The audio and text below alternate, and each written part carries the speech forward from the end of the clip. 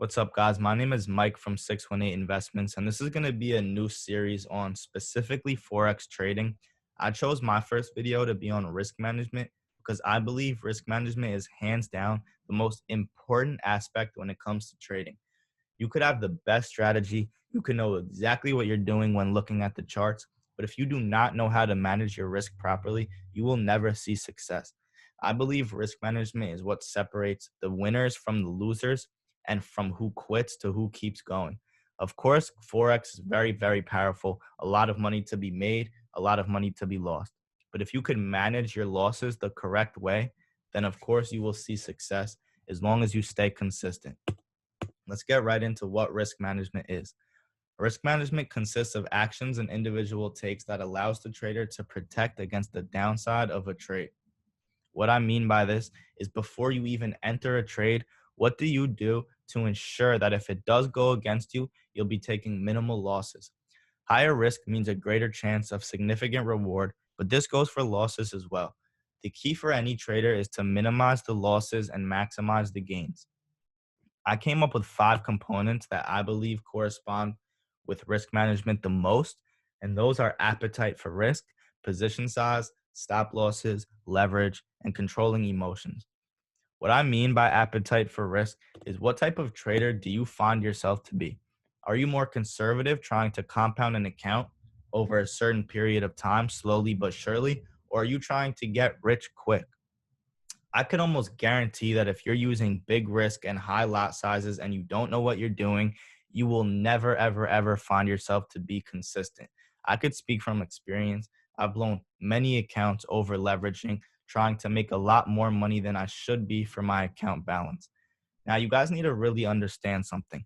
Trading is all about learning the skill and being consistent. If you could do something over and over and over for the course of months and years, that's how you see success.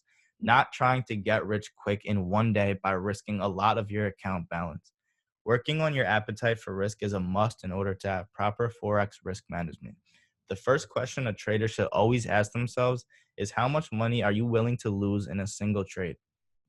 If you're unsure of how much money you're willing to lose, your position size might end up too high, resulting in a loss that significantly wipes out your capital. Keep in mind, with proper risk, you're able to have more losing trades than winners and still be in profit. Let me give you guys a little example. Out of 100 trades taken, if you only win 30% of those trades, but your losses are very minimal and your wins outweigh the losses, you're still going to be in profit. So, no, you don't have to be a perfect trader. No, you don't have to win every single trade. You don't even have to win half of your trades. If you could have good risk management, you will still be in profit, losing more trades than you win. So, how much should you risk? A good rule to ensure safer trading is to only risk between 1% and 3% of your account balance per trade. For example, if you have a account balance of $10,000, your risk amount would be $100 to $300 per trade. Next, we have position size. Selecting the right position size or number of lots you can take on a trade is very important, as the right lot size will protect your account as well as maximize opportunities. There are many factors you must incorporate in order to select the correct position size. You need to work out your stop placement, determine your risk percentage, and evaluate how much money you'll be gaining or losing per pip. In the bottom right corner, I found this little chart. It's pretty simple. It just shows the lot sizes and how much you will be risking per pip with that lot size. A standard lot is 1.0, risking $10 per pip. A mini lot is zero point 0.1, risking $1 per pip. Micro lot zero point 0.01, risking 10 cents per pip. And a nano lot is 0.001, risking 1 cent per pip. When it comes to selecting a lot size, this is going to be solely based off your account balance in general and how many pips or how much room you may need in order to see the trade go in the right direction. Next, we have stop losses. A stop loss is placed to close a trade once a specific price is reached if your trade goes against you. This is another key component to understand for effective risk management in forex trading. Knowing in advance where you plan to exit a losing trade can prevent major losses in your account balance. The question is, where do you place the stop loss? Once you have figured out how much money you're willing to lose, as well as what lot size you plan on using per trade, You can calculate a good stop loss by knowing how much you're risking per pip. In the bottom right, there's a little diagram. It just shows what a stop loss is used for. If I enter a buy at this blue dot, of course, you guys could see I'll be in profit for a little bit, and then the trade starts to go against me. If the trade comes back to my stop loss, I will automatically be taken out of the trade to avoid the rest of this loss. Next, we have leverage. What is leverage? Leverage in Forex allows traders to gain more exposure than their account might allow them to do. This may sound good because this means higher potential profit. However, leverage can amplify profits as well as losses. Over leveraging accounts is a main issue for beginner traders because most people are entering too many or too high of positions for their account size. Leverage can help as well as hurt a lot and must be monitored correctly.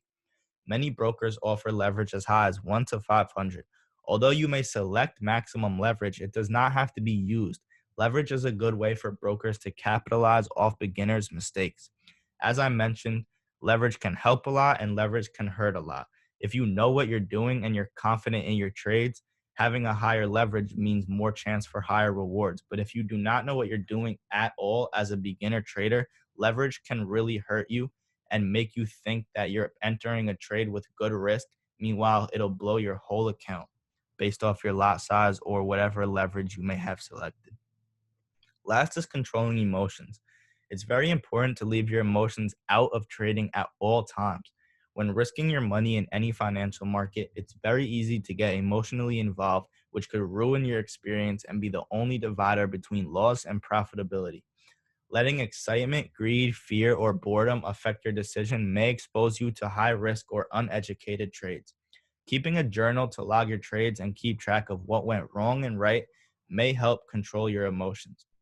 Understanding what emotions you guys are letting out. This, of course, comes with experience, trading with your emotions to understand why and why not to incorporate them into your trading. Staying loyal to your lot size, profit targets, and stop losses will also prevent you from modifying trades due to emotions. This is also something I could speak from experience. I have found myself modifying my stop loss, modifying my take profit, anytime my trade might be going against me, I'll remove my stop loss, hoping it goes in the right direction. Anybody who has any experience of trading understands this. If you only trade on a demo account and you have not traded a live account with real money, then you have not really experienced the full emotional wave that comes with live money. Trading on a demo account is not real money, so you won't really be emotionally attached to your trades. So, in order to understand how the emotions work, this really just comes from experience trading on live accounts. Bottom line, leave your emotions out of trading at all times. You guys need to set a stop loss, set your take profits, and just let your trade go. If it goes against you, it goes against you and you lost. That is why I wrote here to keep a journal of the trades that you take in order to understand what may have went wrong and what may have went right. If you keep a track of everything over a consistent period of time, you'll be able to go back and see why you lost a trade or why you won a trade. Controlling emotions is a major, major key in becoming profitable and understanding how the markets really work. Thank you for watching the video. I'll be back with more in terms of actual live examples on live charts. So tune back in, subscribe, and press the like button. Thank you.